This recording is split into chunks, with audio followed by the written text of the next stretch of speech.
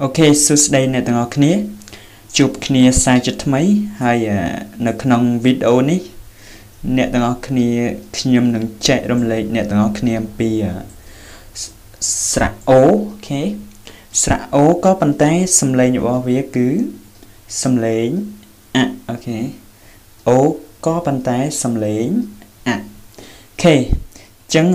កុំឲ្យខាតពេលយូរយើងចាប់ផ្ដើមនៅអាននៅពាក្យទី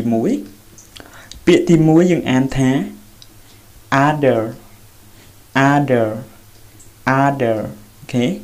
other បានន័យថាផ្សេងទៀតឬក៏ដទៃទៀតអូខេយើងកុំអាន order ឬក៏ order អូខេយើងអានថា other other other អូខេអញ្ចឹងពាក្យទី2ម្ដងអូខេពាក្យទី2យើងអានថា brother brother brother brother បានន័យថាបងប្រុសឬក៏ប្អូនប្រុសអូខេ brother បងប្រុសឬក៏ប្អូនប្រុសនៅទីនេះវាមិនបញ្ជាក់ថាអាយុពិតប្រាកដទេណាវាបញ្ជាក់ទៅលើស្ថានភាពជាក់ស្ដែងបើសិនជាយើងនិយាយទៅលើ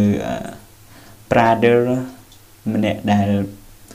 ប្រុសម្នាក់ដែលក្មេងអញ្ចឹងបានន័យថាប្អូនប្រុសក៏ប៉ុន្តែបើយើងនិយាយទៅលើ brother ក៏ប៉ុន្តែលក្ខណៈជាក់ស្ដែងគាត់ជាមនុស្សធំអញ្ចឹងយើងបកថាបងប្រុសអូខេ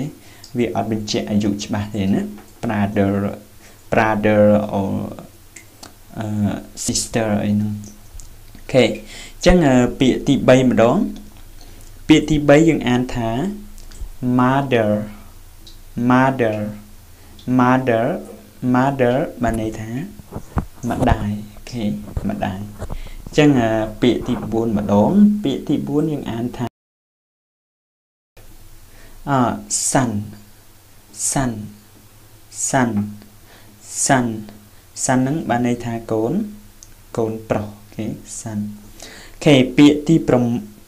5សំទោសពាក្យទី5យើងអានថា done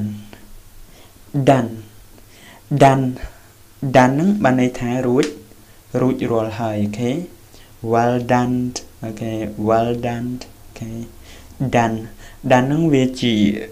វាមកពីពាក្យ did do did done អូខេ do did done អូខេ do ហ្នឹងបានន័យថាធ្វើអូខេ did ហ្នឹងបានន័យថាបានធ្វើហើយ done ហ្នឹងបានន័យថារួចរាល់ហើយអូខេអូខេពាក្យទី6ម្ដងពាក្យទី6យើងអានថាo m e ហ្នឹងយើងធ្លាប់បានមើលវីដេអូមុនហើយសំឡេងរបស់វាគឺ អូខេអញ្ចឹង s ហ្នឹងសំឡេងជាទូទៅ s គឺសំឡេងសអូខេអញ្ចឹងស some អូខេ some ហ្នឹងបានន័យថា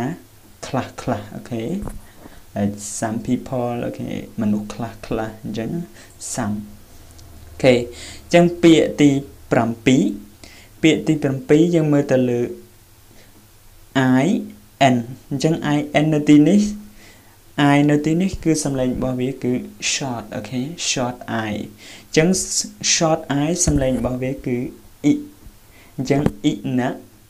in អូខេអញ្ចឹង c សំឡេងរបស់វាគឺ k កាលណាវាជួបជាមួយនឹងស្រៈ o គឺសំឡេងរបស់វាគឺ k អត់សទេណាសំឡេង k អញ្ចឹង in come អញ្ចឹង income យើងអានថា income ហ្នឹងបានន័យថាចំណូលអូខេចំណូល